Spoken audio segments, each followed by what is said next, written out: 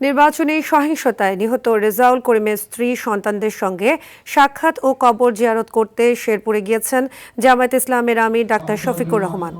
এ বিষয়ে শনিবার জামায়াত ইসলামের কেন্দ্রীয় প্রচার বিভাগের সিনিয়র প্রচার সহকারী মজিবুল আলম জানান, কবর জিয়ারতের পর তিনি শেরপুর ও জামালপুরে দুটি নির্বাচনী জনসভায় প্রধান অতিথির বক্তব্য দেবেন। শেরপুর জেলা শহরে নির্বাচনী জনসভা ও দুপুর 12:30টায় জামালপুরে নির্বাচনী জনসভায় অংশ নেবেন তিনি।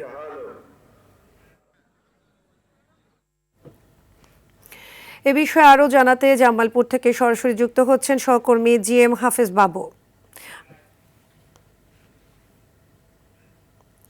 বাবু, জামালপুরে জামায়াতের আগমনকে ঘিরে কেমন প্রস্তুতি দেখতে পাচ্ছেন? আজ কোন কোন কর্মসূচি আছে আমাদের জানাবেন।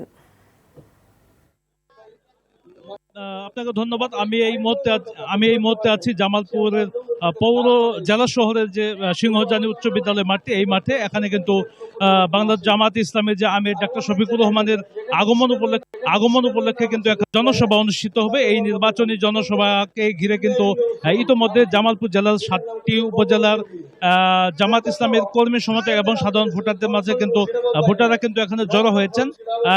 ইতোমধ্যে কিন্তু তাদের নির্বাচনী যে জনসভাটি আছে, জনসভাটি কিন্তু শুরু হয়েছে।